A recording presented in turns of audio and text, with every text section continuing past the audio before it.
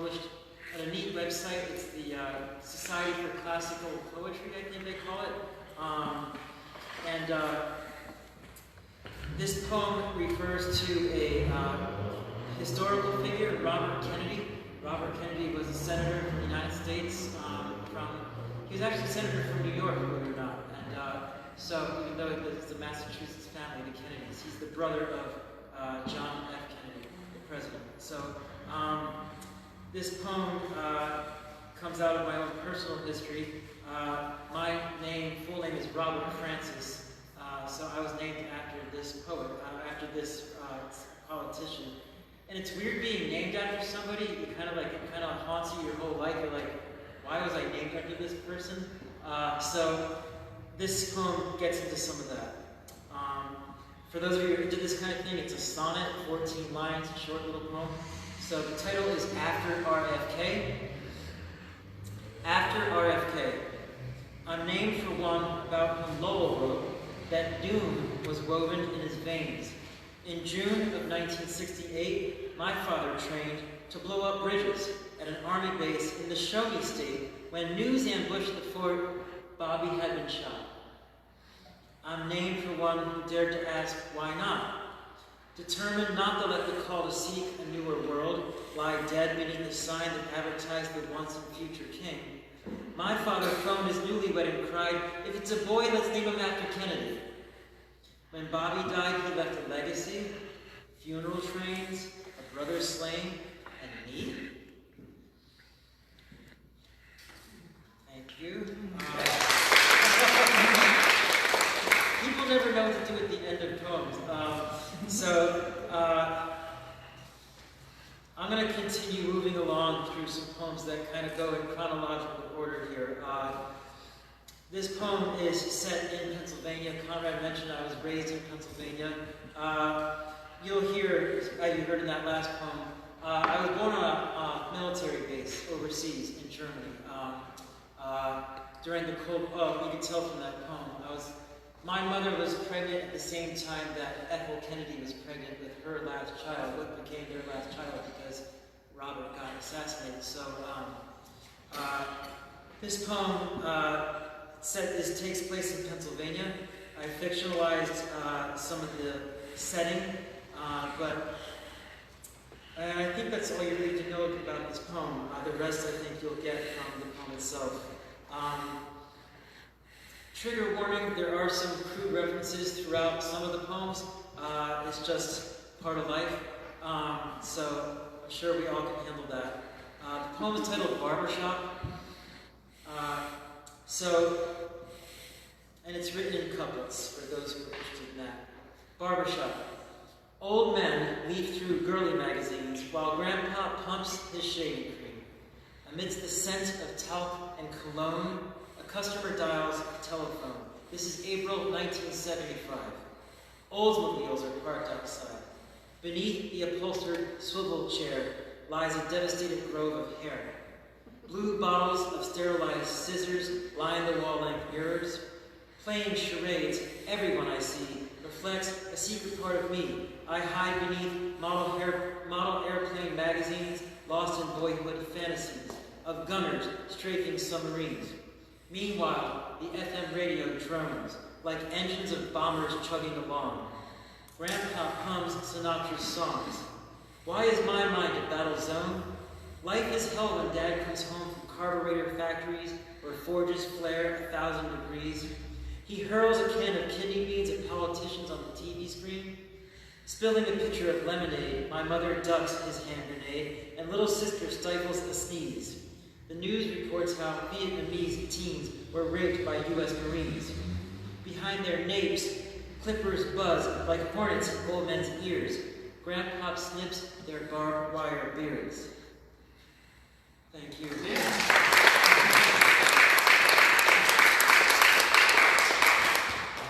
That poem was published by the University of Baltimore last winter, which is nice. I want to read some poems that I've been working on currently, just to try them out. I figure this is a great place to do that because I know it's a warm and receptive crowd. This particular poem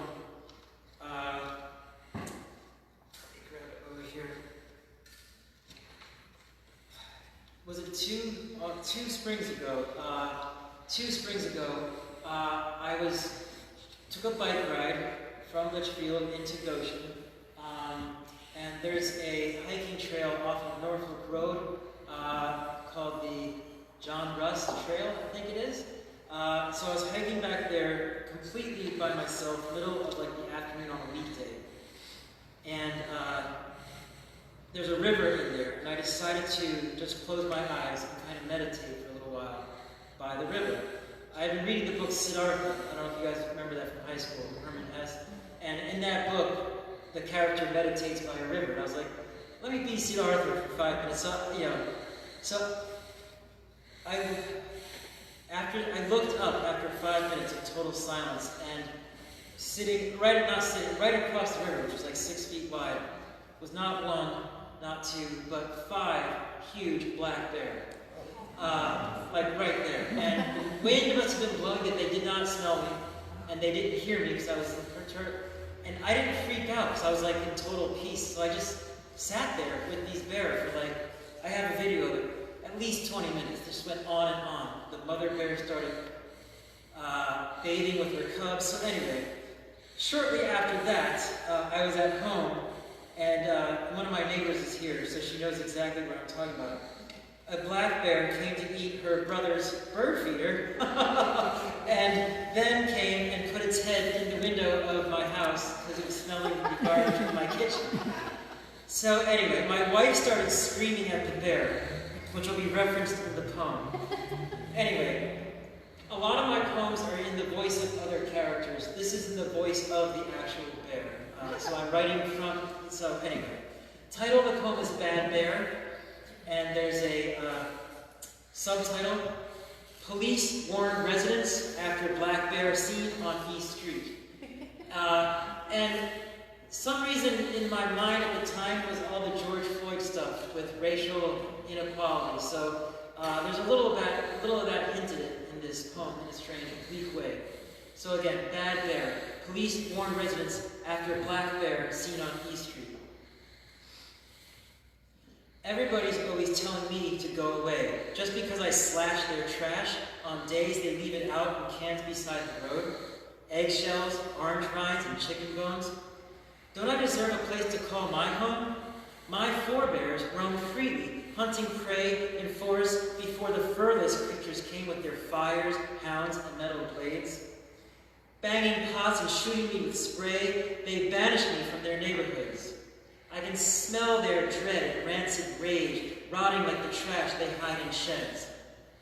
After winter, I feel hungry and crave a place to call my own, perhaps a cave where I can feast on something sweet, blueberries, honey, maybe some meat.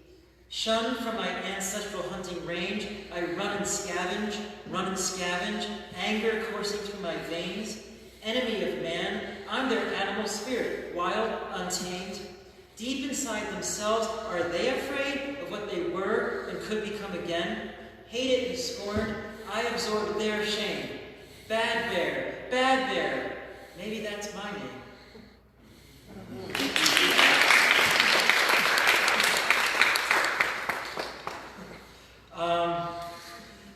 Along those lines, the weather's been crazy lately, as I'm sure you all have noticed.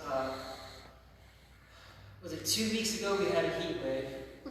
Last week was like non-stop rain. And then instantly we're like in the middle of autumn with like, I wore a sweater tonight. So it's like, the weather's been insane. And so I've been concerned about loss of wildlife, loss of habitat, as was hinted in that poem.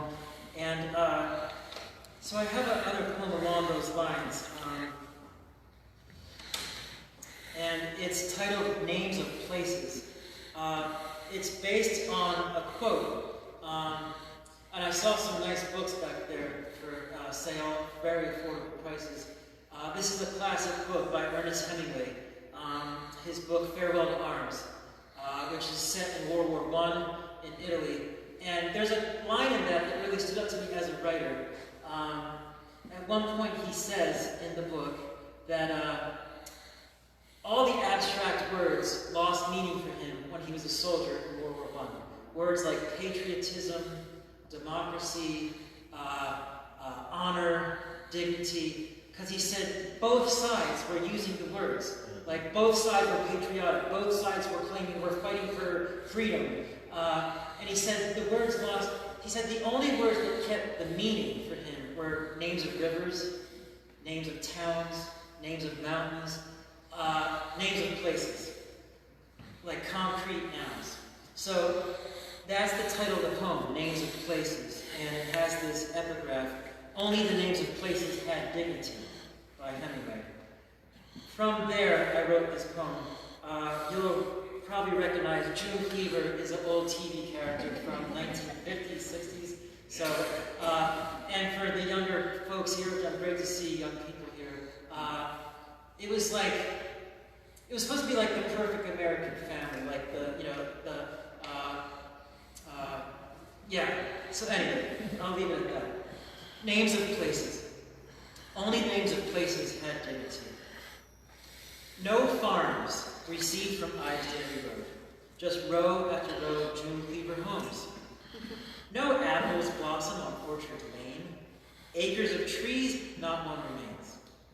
No trout swim near River Street, just pavement pounded by weary feet. Moo, moo, moving our herds of cars, gassing their way down boulevards. Our supermarket is Evergreen Park, where traffic lights dispel the dark. We call our shopping mall the open field. Not even the names of places